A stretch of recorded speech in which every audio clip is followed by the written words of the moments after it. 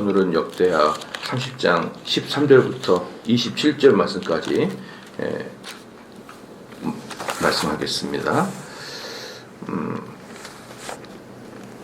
여기 이제 13절부터 이제 17절까지는요, 유월절을 지키라고 하는 히스기야 명령을 받은 유대인들과 북이스라엘 사람들이 예루살렘에서 이제 모여서 유월절을 준수하는 내용을 이제 아주 자세히 말해주고 있는 게 13절부터 17절까지입니다. 13절에 보니까 둘째 달에, 이 둘째 달이 원래는 아니죠. 원래는 1월 14일 날이 유월절이 시작했잖아요. 1월 14일 날 시작인데 여러 가지가 준비가 되지 않아서, 특별히 제사장들이 성결 작업을 하지 않아서, 제사장 스스로가 회개하고 성결을 이렇게 하는 그런 제사를 드리지 아니함으로 말미암아 요게 이제 한 달 연기가 된 것입니다. 한 달 연기가 돼가지고 둘째 달에 백성이 무교절, 이 무교절은 뭐냐 그러면은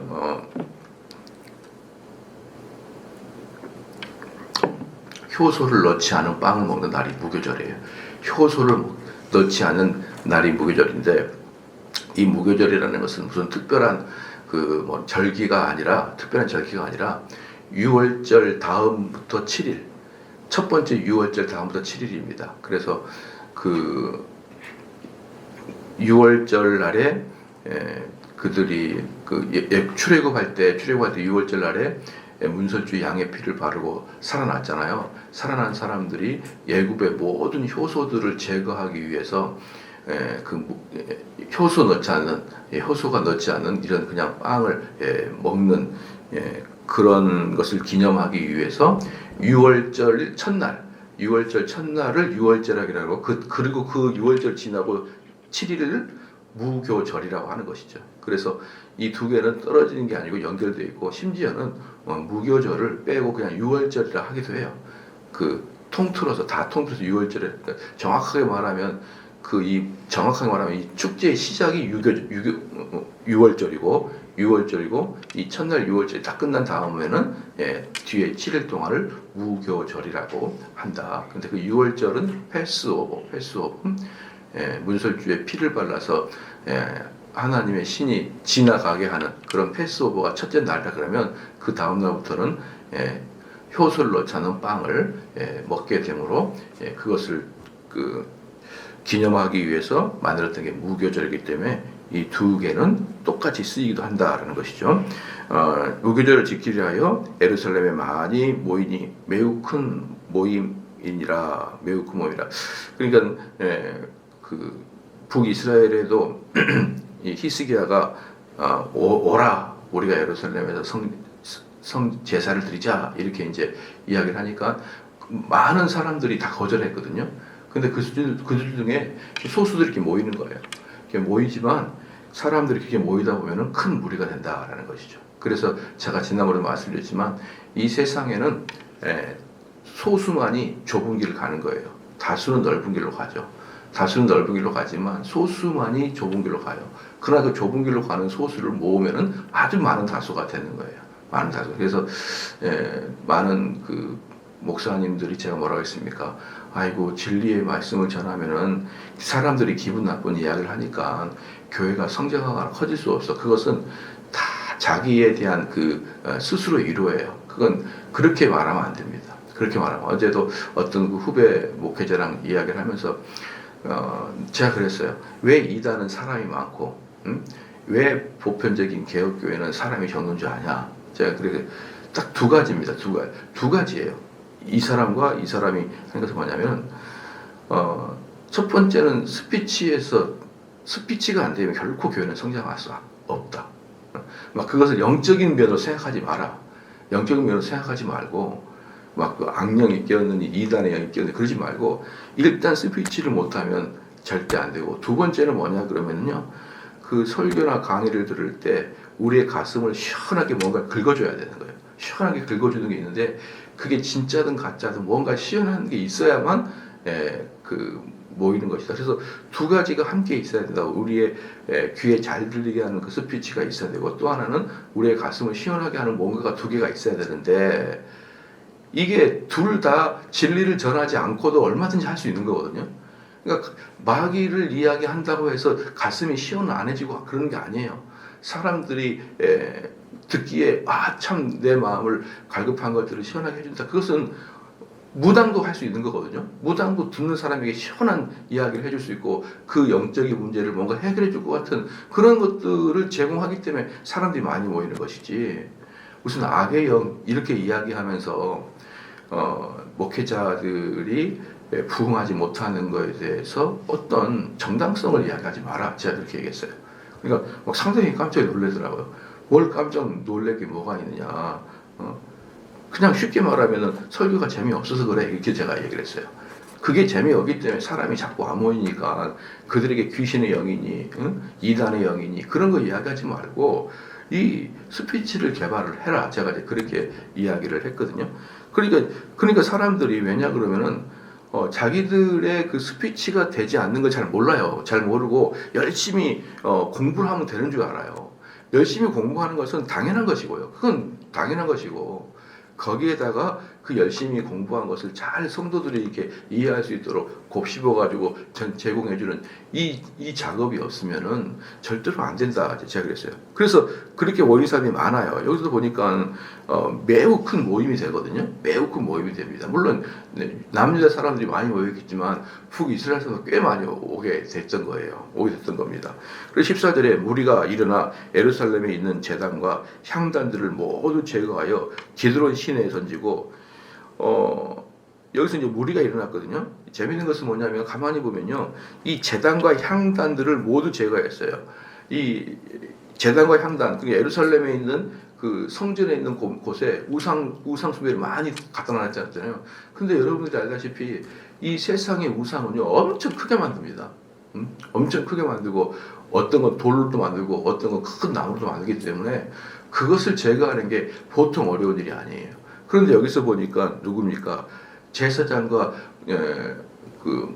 레위인들이 옮기는 게 아니라 무리들이 옮기잖아요. 그러니까 무리들이 옮겼습니다. 그래서 여기서 사실은 제사장이 개입을 안 했습니다. 왜 이렇게 제사장이 개입 안 했냐면 제사장과 레위인들은 이미 유월절 행사를 준비하기 위해서 엄청나게 바쁜 거예요. 다른 일로 있잖아요. 그 대신에 이게 큰 물건들, 사실 여기서 우상을 제외했다, 제단과 향단을 제외했다, 사실 그게 노가다예요, 노가다. 엄청 큰 것들을 움직이기 때문에 그것들은 어떻습니까? 일반 백성들한테 시킨 거예요. 시켜서 저거 다 없애라. 레위 사람들이 저번에 말했으니까, 공무원과 똑같다 그랬잖아요. 공무원, 성전을 지키는 공무원과 똑같잖아요. 그러니까 레위 사람들이 저거 다 치워서 없애라 이렇게 얘기하게 되면은 일반인들이 충분히 할 수 있었던 일이기 때문에 이 제단과 향단을 제거하는 일에서는 사실은 레위인과 제사장이 들어가서 옮기지 않았다. 그리고 그걸 어디다가 태웁니까? 기드론 시내가에 태우더라. 기드론 시내가는 제가 여러분께 말씀을 많이 드렸죠. 거기가 바로 예루살렘 앞에 흐르는 천이고, 거기 옆에 넓적한 곳에서는 쓰레기를 태우고 이런 우상을, 불결한 걸 태우는 그 자리를 기드론 시내가라 그러고, 거기를 게헨나 이렇게 얘기해서 신약에서는 그런 것을 지옥은 뭡니까? 항상 더럽고 그 다음에 우상이 태워지고 항상 불이 있죠. 불이 있고 연기가 있고 나중에는 인신제사를 지내서 아이를 태우는 그런 장소가 되어가지고 지옥과 같은 곳이다 라서 게헨나라고 말하는 것이죠. 15절에 둘째 달 14째 날에, 원래는 정월 14일 날이 유월절이 시작했지만 한 달이 지난 둘째 날 14째 날에 유월절 양을 잡으니 제사장과 레위 사람이 부끄러워하여 성결하게 하고. 왜 부끄러워합니까? 그동안에 우상을 숭배했기 때문에. 그리고 이 사람들이 첫 번째 달에 유월절을 지킬 수 없었던 이유가 뭐냐면 너무 많은 제사장들이 성결 의식을 치르지 않았기 때문에, 1월 14일부터 2월 14일로 변할 때 그 사이에 이제 수많은 제사장과 레위 사람들이 자신들을 부끄러워하여 성결 제사를 하고 번제를 가지고 여호와의 전에 이르렀다. 여기서도 보면은 여기서도 가만히 보면 이제 우리가 사실은 우리의 마음과 육체를 다해서 우리가 변한 것 같지는 않아요. 왜냐 그러면요, 여기서 보면은 그 1월 달에까지는 그 성결 제사를 드리지 않았던 사람이 이제 2월 달 제사를 드릴 때는 다 이제 부끄러워하여 성결 제사를 드렸거든요. 그럼 뭐 한 달 동안에 뭐 이렇게 그런 심경의 변화가 크게 있겠습니까? 그런 것보다는요, 이따가 뒤에서 제가 보여드리겠지만 이 사람들이 외적 형태의 변화부터 시작한 거예요. 사실 구약 사람들은 외적 형태에서. 그래서 왜 옛날에 80년대에 전두환 당시 때 그 많은 사람이 그 국가보안법, 국고법을 어겨가지고 많이 저기 감옥에 들어갔거든요. 감옥에 들어갈 때 이 사람들이 나올 때는 전향서를 써야 돼. 전향서를. 내가 원래 사회주의 노선을 지지했는데 이제는 바뀌었습니다. 이 전향서 써야 되는 거예요. 그런 거예요. 그런 거라 보면 됩니다. 이 제사장들이 뭐라 그럴까요? 우상을 숭배하다가 내가 우상 숭배한 게 잘못했고 이제 여호와의 이름만 따르겠습니다. 그렇게 객관적이고 공식적인 변화, 그 변화를 했던 거예요. 했던 거죠. 그래서 이제 히스기야 같은 경우는 그 사람들의 마음까지 변했느냐까지 보지는 않은 것 같아요. 보지는 않고 그들이 전향서를 썼느냐 안 썼느냐 이제 그러는데 첫 번째는 처음에는 이럴 때는 안 쓰다가 이제 2월달 제사 지내기 이전에는 다 이제 쓰고 이제 여호와를 섬기도록 이제 완전히 객관적이고 공식적으로 선언한 것이다라고 보면 됩니다.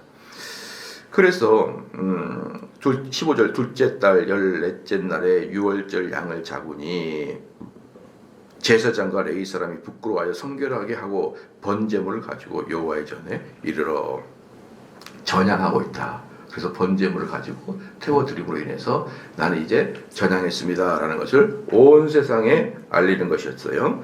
16절에 규례대로 각각 자기들의 처소에 서고 하나님의 사람 모세 율법을 따라 제사장들이 레위 사람의 손에서 피를 받아 뿌리니라. 여기서 이제 사실은 율법에 의하면 뭐냐면요, 제사를 드릴 때 그 제물을 잡은 사람이 누구냐? 그 제물을 주게 될 거 아니에요. 제물을 목에 따서 피가 흐르게 하고 그 다음에 제물을 이렇게 껍질을 벗기고 이런 일을 누가 하느냐? 제물을 드리는 사람이 하는 거예요. 제물을 드린 사람이 그 흠없는 어린 양, 1년 미만 된 어린 양에다가 머리에 안수를 하고 그래서 내 죄가 이 죄 없는 어린 양에 다 쏟아지는 전가가 되고 그 죄를 뒤집어 쓴 그 어린 양을 이 제물을 드린 예배자가 직접 눈으로 개를 죽여야 돼요. 그래야 이 어린 양을 드린 이 죄인이 충격이 이만저만이 아니죠. 그러니까 1년 된 흠없는 양이라는 것은 하얀색 양이에요. 하얀색이요 귀여운 양의 그 목동맥을 자르면서부터 시작을 되는 거거든요. 그럴 때 제사를 드린 사람들은 그 충격이 얼마나 크겠습니까? 그러니까 얘가 이제 조그만 어린 양이 목이 따지면서 눈이 이렇게 동그랗잖아요. 동그란 눈을 나를 쳐다보면서 매 하고 이제 발발발 떨면서 죽어간단 말이에요.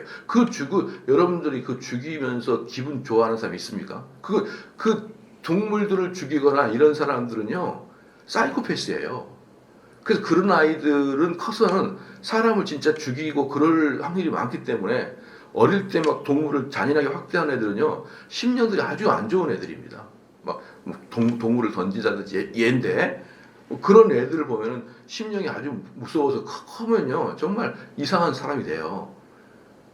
그런데 다 큰 성인이 이 어린 양을 죽이는 거에서 눈을 바라보고 죽이는데 그 충격이 얼마나 크겠냐고요. 그렇기 때문에 그것을 죽이면서 이 제물을 드린 사람들은 심각한 죄에 대한 회개, 나 때문에 죽어가는 저 어린 양에 대한 그 어떤 슬픔, 내 죄에 대한 아주 미움 이런 것들이 막 싹트도록 구조가 그렇게 돼 있단 말이에요. 그래서 제사를 드릴 때 자기가 손수 죽여야 됩니다.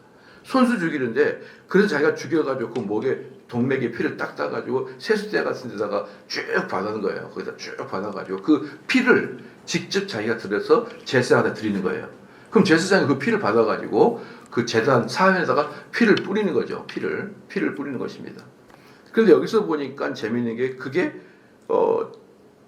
레위 사람이 주더라는 거예요. 그러니까 제사장한테 레위 사람이 주는 거예요. 원래는 제물을 드리는 사람이 줘야 되는데 레위 사람이 제사장한테 주더라. 이것은 편법이에요. 편법입니다. 그러면 그러면 왜 이런 일들이 발생했을까? 왜 제사를 드리는 사람들이 자기가 손을 따가지고 해야 되는데 왜 안 했을까라고 할 때, 지금 이 히스기야가 지금 유월절 행사를 진행하면서 그 이전에 북이스라엘은 처음부터 제사를 드려본 적도 없고, 남유다도 수십 년 동안 제사를 드려보지 않고 우상 숭배를 했기 때문에 이 사람들이 제사를 드리는 예배인들이 어떤 준비를 해야 되는지를 모르는 거예요. 그러니까 이런 제사를 드리기 전에, 하나님께 번제를 드리기 전에 자기가 먼저 하나님께 사과하는, 그 회개하는 제사도 드려야 되는 거예요. 먼저 회개를 하고 이 제사를 드렸는데 거의 대부분의 사람들이 회개를 안 하고 온 것 같아요. 그러니까 여기서도 보면은 아까도 제가 말씀드렸죠. 객관적이고 공식적인 것만 보는 거예요. 사람은 내면을 모르니까. 그러니까 이 사람들이, 레위인들이 앉아가지고 이 사람이 회개했느냐 안 했느냐를, 그 마음을 보는 게 아니라 그들도 전향서를 썼느냐를 봤던 것 같아요. 그러니까 너도 정당하게 하나님께 회개하고 성결케 하는 제사를 드렸느냐, 이것을 봤던 것 같아요. 그런데 사람들이 그렇게 하는 걸 모르고 다 이제 오는, 재물을 가지고 오는 거예요. 재물을 가지고 오는데 알고 보니까 이 사람들이 아무도 전향서를 쓰지 않았네요. 그러니까 너희들은 그냥 재물에 손대면 안 돼. 왜? 너희들의 손은 오염되어 있기 때문에, 너희들이 오염된 손으로 양을 잡으면 그 재물이 오염되기 때문에 너희 옆에 있어. 이래서 레위인들이 목을 딴 거예요. 여러분 한번 생각해 보십시오. 여기서 처음에 뭐라고 했습니까? 매우 큰 모임이라고 했어요. 매우 큰 모임. 근데 사람들 올 때마다 레위인들이 양을 잡는 거예요. 얼마나 고생스러웠을까요? 아마 고생 엄청 했을 거예요. 그래서 사람들도, 레위 사람들이 뭐 얼마나 많겠어요? 그러니까 엄청 밀리는 거예요. 엄청 밀리는 거. 참 제가 미국 가자마자부터 매우 기분이 나빴던 게 뭐냐면은, 왜 이제 입국 심사 절차를 밟잖아요. 그러면은 우리나라 같은 비행기가 딱 내리면은 사람 많으니까 그 입국 심사 받는 그 직원들이 쫙 나와가지고 신속하게 탁탁탁 하고 입국 심사 절차를 마칩니다. 근데 미국도 분명히 게이트가 8개인가 10개가 싹 있는데, 이 줄이 글쎄요 한 2,000명이 될까요? 2,000명이 되는 사람들이 서 있는데 이게 3시간이 넘게 걸리더라고요. 3시간이 넘게. 3시간, 4시간까지 걸렸어요. 그러니까 밖에서 기다릴 사람도 지치고 나도 지쳤는데, 딱 마지막에 게이트 앞에 서니까 이 10개 정도의 게이트 중에 4명밖에 출근을 안 했어요. 4명밖에. 정말 그러니까 한국에서 여러분이 그 보편적으로 느끼는 소비자 위주의 정책이요, 미국 가면 전혀 없어요. 미국은 무조건 공급자 위주예요. 그러니까 사람이 많든 적든 딱 인원 맞춰가지고 4명만 딱 들어오는 거예요. 그 많은 게이트에 다 출근을 이렇게 하니까, 이렇게 어긋나게 하니까. 그때 이렇게 막 줄 서 있잖아요. 그러면은 1시간, 2시간, 3시간 지면 그때부터 인내 한계가 와요. 물론 서양 사람들은 얼마인지 모르겠습니다만은 우리는 인내 한계가 옵니다. 인내 한계가. 그러면 어때요? 이제 배도 고프고 막 그러다 보면 어떻습니까? 이제 난리가 나는 것이죠. 그런데 이 레위 사람들만 그렇게 하니까 수만 명이 양 들고 지금 서가지고 대기하고 있는데, 지금 여기에 지금 막 쉽게 말하면 어때요? 후 사람들 막 이렇게 머리에 이제 화가 나기 시작하는 거예요. 화가 나기 시작하는데, 그러니까 레위 사람들이 이 사람들 다시 가서 번제 드려다가 다시 와서 뭐 회개하고 와가지고 전향해가지고 그런 시간이 없는 거예요. 그러니까 양 줘 해가지고 자기가 잡아가지고 직접 제사장한테 드리면서 이 일을 다 처리하고 있는 것입니다. 그러니까 얼마나 뭐랄까요, 비효율적인 것이냐라고 할 수가 있어요. 그 다음에 보면은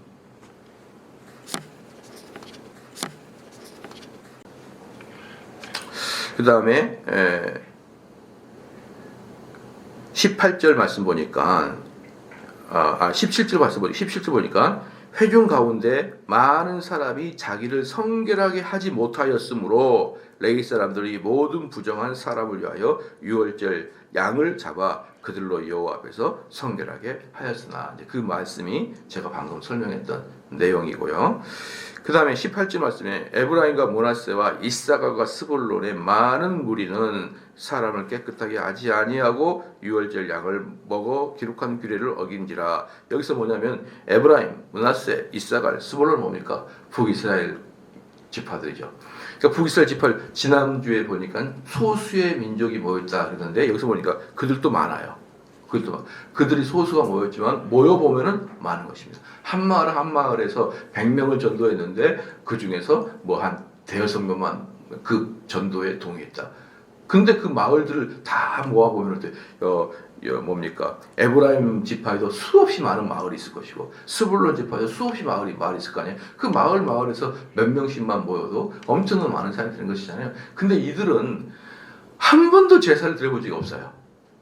그냥 이들에게는 어떤 것이 있냐 그러면은 이 제물이 번제하고 화목제가 뭔지도 몰라요. 번제는 뭐냐 그러면요, 모든 제사의 시작이 번제입니다.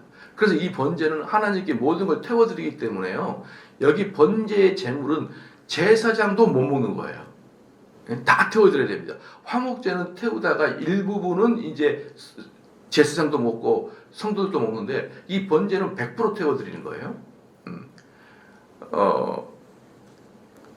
번제는 100% 태워드리는데 이 사람들이 어떻게 했냐면요, 재밌는 게 뭐냐면 그 18절에 이제 두 번째 줄에 무리는 자신을 깨끗하게 하지 아니하고 유월절 양을 먹어버렸어요.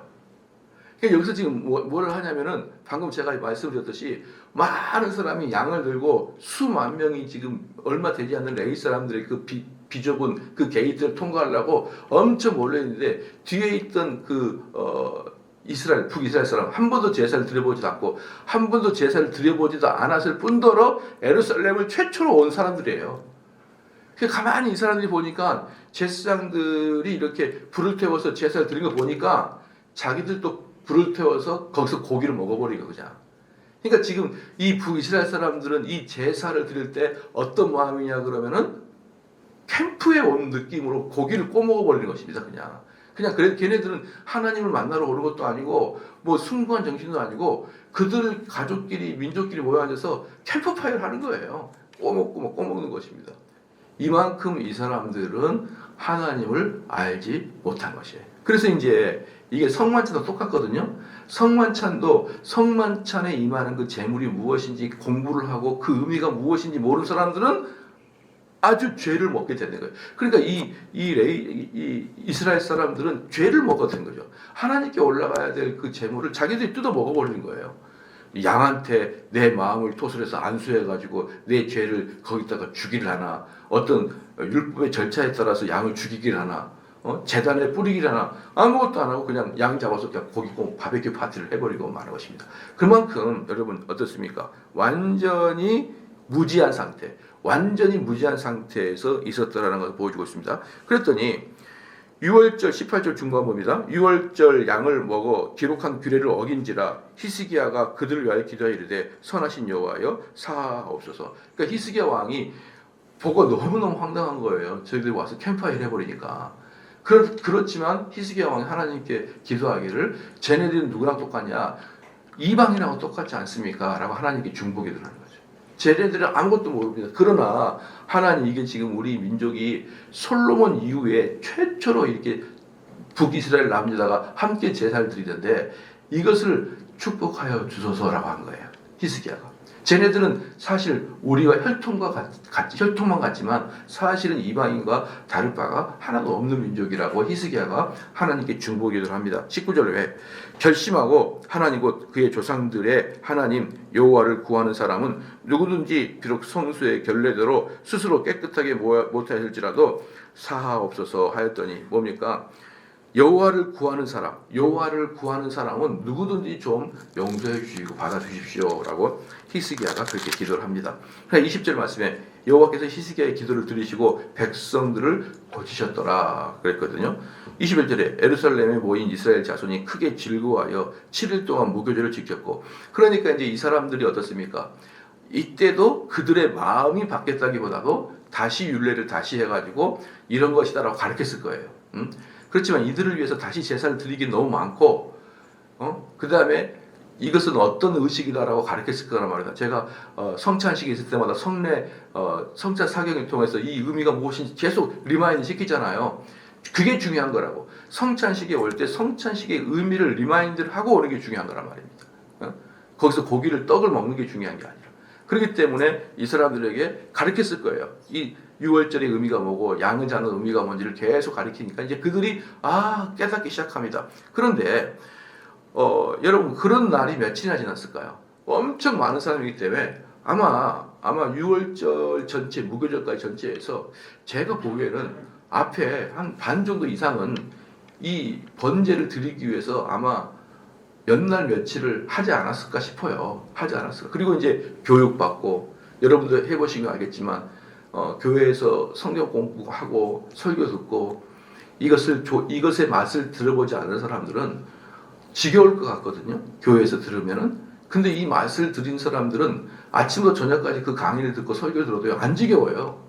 그 끝나면은 막 마음이 기뻐져요. 기뻐지거든요. 그렇다 그러면 이 이스라엘 북이스라엘 사람과 남유다 사람들도 수십 년 동안 제사를 드려보지 않았고 제사장과 레위인들에게 성경 공부를 하지 않았던 사람들이 모여가지고 이제 말씀을 들어보니까 이 마음이 막 들끓는 거예요.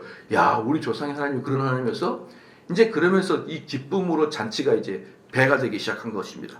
그랬더니 21절에 에스라엘에 모인 이스라엘 자손이 크게 즐거워하여 7일 동안 무교절을 지켰고 레위 사람들과 제사장들은 날마다 여호와를 칭송하며 큰 소리 나는 악기를 울려 여호와를 찬양한다. 여기서 보십시오. 레위 사람들과 제사장들이 날마다 여호와를 칭송했다는 것은 뭐냐면 여호와를 가르쳐 여호와를 높이기도 하고 노래 불러서 높이기도 하고. 그러니까 이들은 지금 뭐예요? 하나님 말씀 듣고 찬양하고 하나님 말씀 듣고 찬양하고 이 일을 지금 이 무교절 때 수십 년 만에 북이스라엘 사람들은 수백 년 만에 처음으로 이 일을 하니까 이게 이제 난리가 난 거예요. 이렇게 좋은 것을 우리가 못 들었다니. 그러면서 22절에 히스기야는 여호와를 섬기는 일에 능숙한 모든 레위 사람을 이루하였더라. 여호와를 섬기는데 능숙한 사람, 즉 지혜로운 사람들이죠. 지혜로운 제사장, 지혜로운 그 레위 사람들. 이 사람은 뭐 할까요? 하나님 말씀을 잘 가르치던 사람들이란 말이에요. 그러니까 그런 사람들을 히스기야는 더 위로하고 더 권면하고 더 이제 어떻게 할까요? 영웅으로 만들어주겠죠. 그러니까 그들은 자기들의 지혜를 가지고 더 하게 된 겁니다. 히스기야는 여호와를 섬기는 일에 능숙한 모든 레위 사람을 위로하였더라. 이와 같이 절기 7일 동안에 무리가 먹으며 화목제물 드리고, 그러니까 보면은 말씀을 듣죠.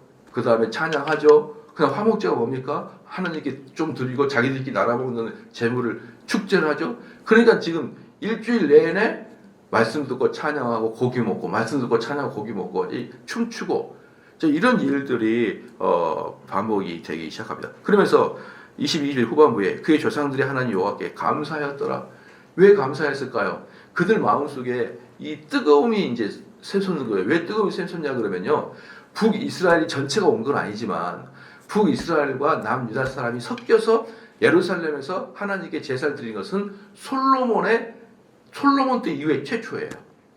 솔로몬 이후에 남과 북이 모여서 하나님께 예배를 드린 게 최초입니다. 그러니까 그것을 의미를 알게 되는 남북 이스라엘 사람들이 이제 막 감동이 넘치기 시작하는 거예요. 참 이렇게 재미있어요. 그래서 우리 보면은 그거 있지 않습니까? 옛날에 한 5년 전입니까? 6년 전일까요? 국정교과서의 문제가 엄청나게 한번 시끄러운 일이 있었잖아요. 그때 국정교과서에 왜 뒤에 국어가 없고 국정교과서 영어가 없고 국정교과서 수학이 없고 그것 때문에 논쟁된 게 아니에요. 국정교과서 국사 문제 때문에 논쟁이 되는 겁니다. 그만큼 역사가 중요한 거거든요. 역사를 어떻게 내 아이덴티티를 알려 그러면 역사를 알아야 돼요. 나의 역사, 나의 뿌리를 알아야 되는데 내 뿌리를 알면은 막 마음에 숭고한 마음이 막 뜨면서 가슴이 뛰고 그러거든요. 그래서 이 아이가 역사를 어떻게 아느냐에 따라서 그 아이는 장차 이쪽이 되든 저쪽이 되든 다 그러는 거예요.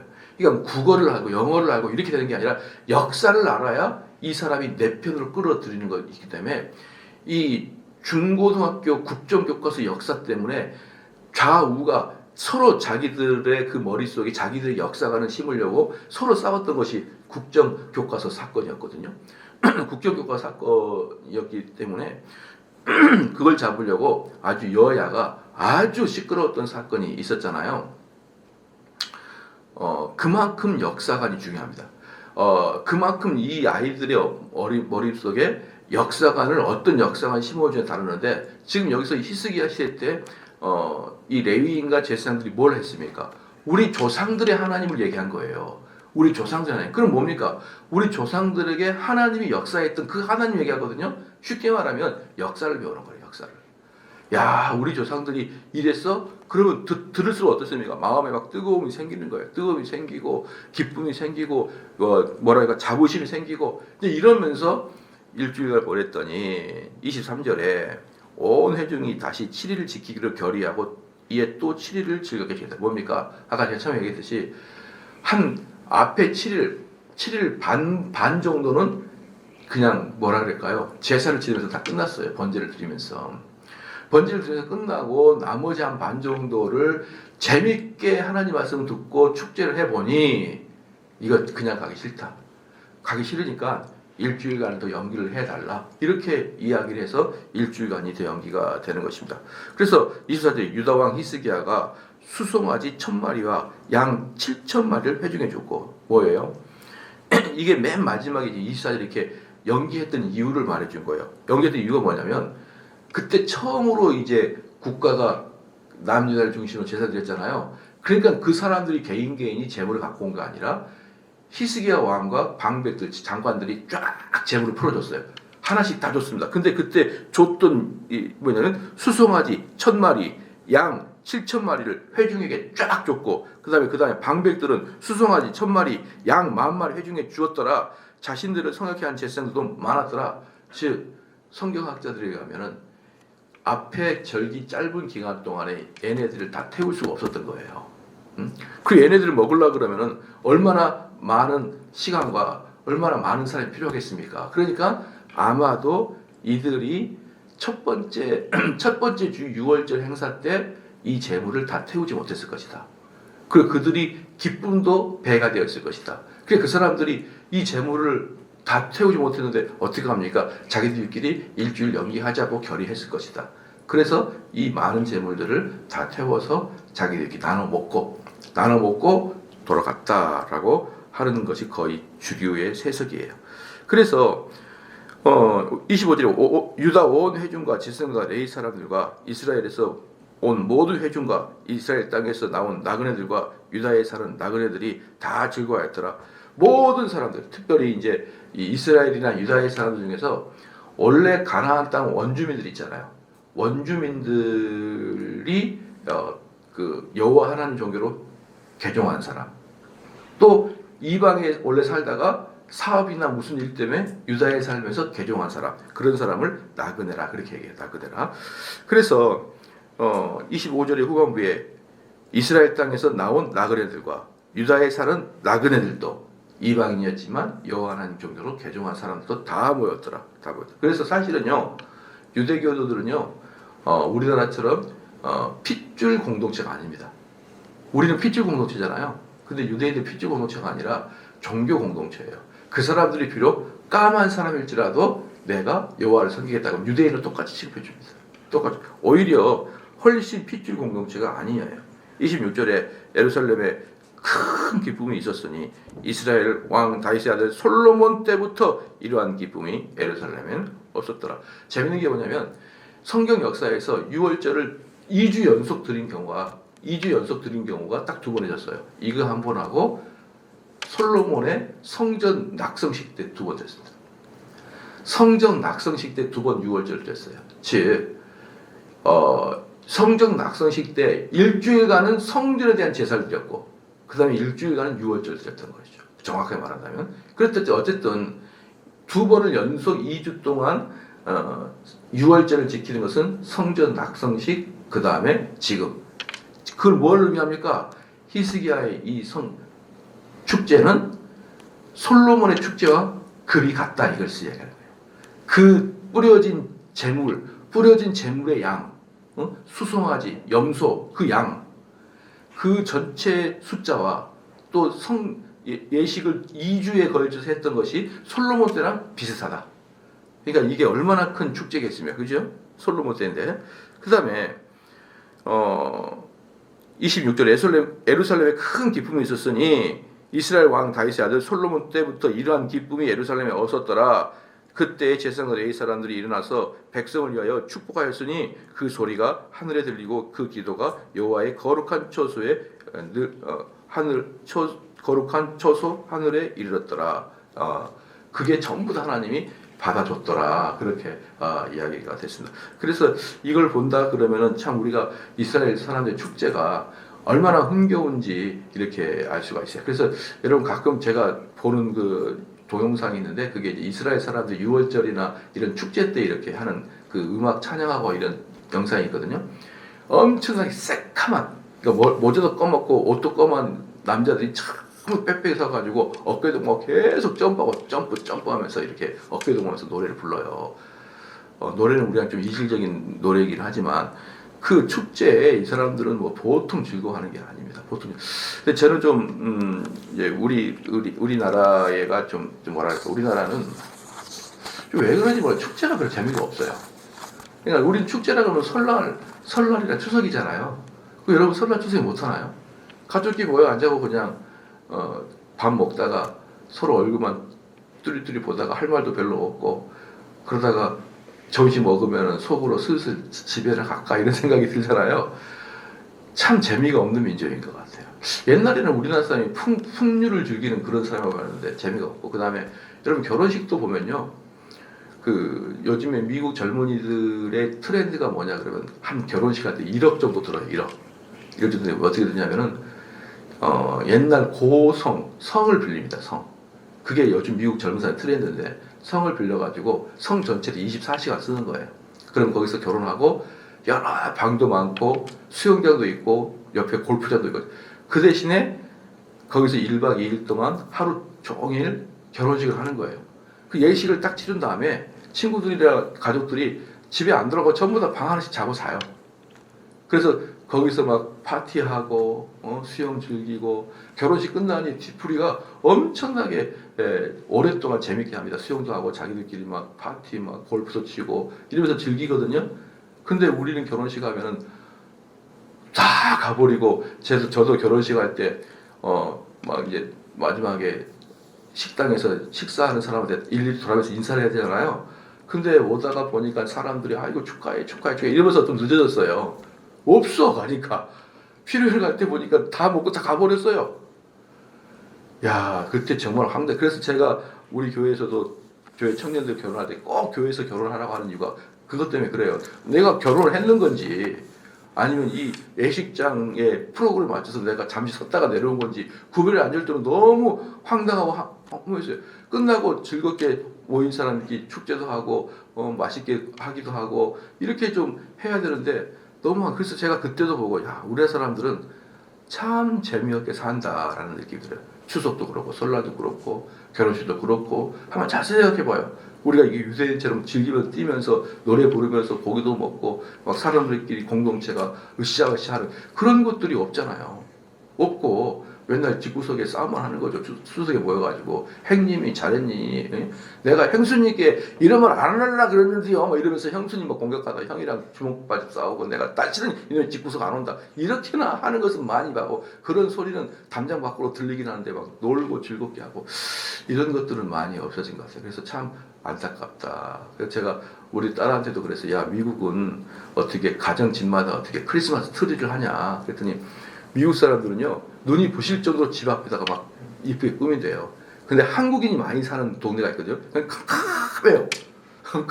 거기는 교회 다니는 사람도 많아요. 미국에 사는 사람들이 한국인이 교회에 많은데 한국인들의 거리는 캄캄해요. 근데 미국인들은요, 그런 아기자기 꾸미고 막 이런 걸 되게 즐겨해요. 근데 한국 사람들은 뭐라냐면, 야, 뭐 낭비를 해. 한번 지나가고 말 건데, 그럼 뭐 100만 원도 넘어 그런 거. 근데 미국인들은 그것을 100만 원이 넘어도 꾸며요. 이렇게 꾸미고 예쁘게 꾸미는데, 우리나라 사람들은 철저히 실용적이거든요. 한국 사람들은. 야, 그게 돈이 나와 뭐가 나와. 그런다고 해서 한 달 지나면 다 쓰레기 처리되는데, 그 쓰레기 처리되는데 뭐가 좋아. 그렇죠? 여러분들도 여자들 잘 들어봐요. 남편이 꽃 주면은 그 돈을 줘. 차라리 왜 꽃을 주는 거야. 돈을 줘. 이거 쓰레기통에 버려. 이런 척박하고 이런 환경에서 자란 대한민국에서 정말 이게 문제가 많아요. 문제가. 그래서 저는 이 예루살렘 이 사람에서 이렇게 축제하고 이런 거 보면요, 너무 부러워요. 너무 부러워서 제가 항상 우리 전사님이나 사역자 한 얘기가 무슨 행사든지 축제 분위기로 만들어라. 무슨 행사 축제 분위기 만들고 축제 분위기라면 뭔가 기념품 팔고 뭔가 주고받고 하는 북적북적하는 사람도 많이 오고 즐겁고 뭔가 사고 팔고 하는 이런 축제를 만들어 제가 항상 요구하거든요. 제가 많은 교회 이렇게 컨퍼런스에 가면요 공부만 해 공부만 공부만 해요. 아니 뭐 재미없는 민족이냐 이 말이에요. 원래 우리는 풍류를 즐기는 그런 민족이었었는데 언제부터 이렇게 바뀌었는지 모르겠어요. 그래서 여러분도 신앙생활 특별히 교회생활 할 때도 무조건 주일날 교회 올 때는 잔치집 가듯이 오세요. 잔치집 가듯이 만나면 즐겁고 그런 거에 대해서 기도하시겠습니다.